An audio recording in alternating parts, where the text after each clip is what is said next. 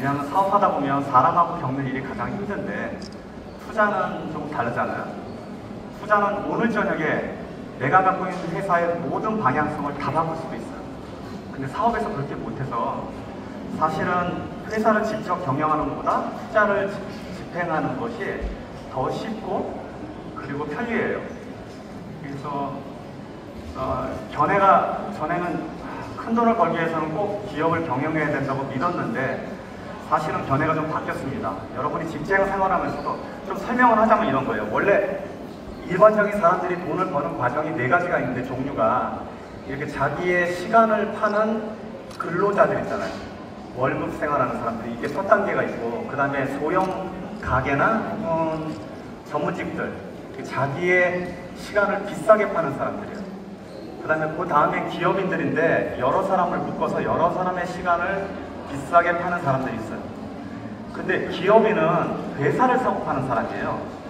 근데 문제는 이 기업인은 제 예전의 생각으로는 이 발전 단계를 겪어서 투자자가 될 수 있다고 생각했었는데 지금 생각하니까 제가 잘못됐던 거예요. 여기 젊은 청년들도 직장 생활을 하면서도 투자자의 영역에서는 지금 바로 들어올 수 있어요. 금액의 차이가 물론 있겠지만 지금 들어와도 똑같이 자기가 급여 생활을 하면서도 투자가의 영역으로 나중에 들어갈 수 있는 길이 보이기 때문에 지금은 제가 저희 개인적인 관심사는 투자에 더 몰입되어 있어요. 여러분들 대중하고 대할 때도 더 투자에 집중하라고 가르치고 있습니다. 지금 내 자산을 이루시키는 방법을 배워서 즉 투자 공부를 배워서 이 자산이 내가 일하는 영역에서 버는 돈보다 많아지면 그때가 여러분이 해방된 날이에요. 이걸 기념하거든요, 저는. 그러니까 그때까지 몰아야 된다고 저는 보고 그때를 내버리지 않았어도 되는 거고. 그리고 전제 질문이 앞에 하나 나는 조금 잘못했다고 보는데 회장님처럼 돈을 벌 수 없다고 하는 표현은 잘못했고요. 이 안에 지금 몇백 명이 앉아있는데 이 중에서 어떤 사람이 태어나서 내가 어떻게 알아요? 그리고 되게 젊은 사람들이 많단 말이에요. 그리고 자산이라는 것은 여러분이 오해하는 게 있어요. 내가 만약에 자 생각합시다. 100억에 한 돈을 벌겠다고 마음먹었다고 칩시다고. 근데 지금 1억밖에 없어.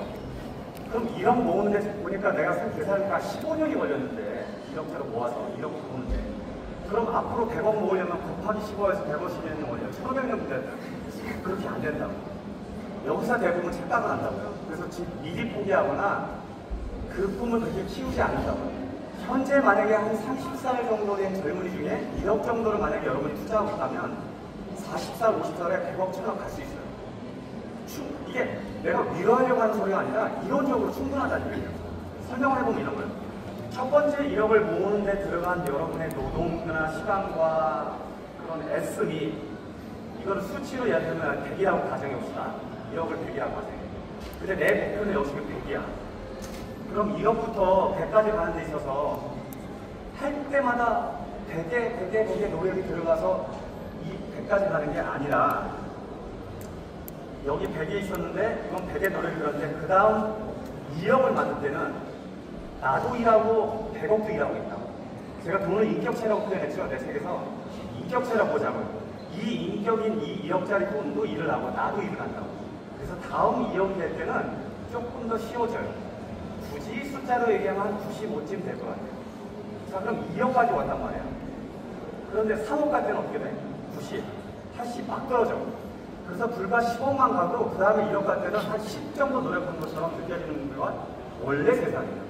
그래서 원래 어떤 목표나 심지어 내가 매장을 이루거나 매장을 만들거나 목표를 이룰 때 이 방법을 고민해보면 첫 번째에서 가장 어렵고 점점 어려지만 갈수록 쉬워진다고. 돈은 중력이라는 걸 갖고 있어서 뭉치면 뭉칠수록 다른 돈을 뭉치는 힘이 커진단 말이에요. 그래서 불과 1억에서 10억까지의 애쓴 거가 계속 내가 이어지는 게 아니라 중간에 기회 같은 때는 너무너무 쉬워져서 쑥 지나간다고. 여기 중에 혹시 투자했는데 한 1억 갖고 투자했는데 10억 이상 번 분 있어요? 꽤 많네. 자, 그 10억, 저기 분홍 10억 번 분이 다음 100억 가는데 할 수 있다고 생각해요? 몇 년 안에 가능할 것 같아요? 지금 10억 모으는 데까지 얼마 걸렸어요? 15년? 그럼 다음 10억은 몇 년 걸릴 것 같아요? 1년?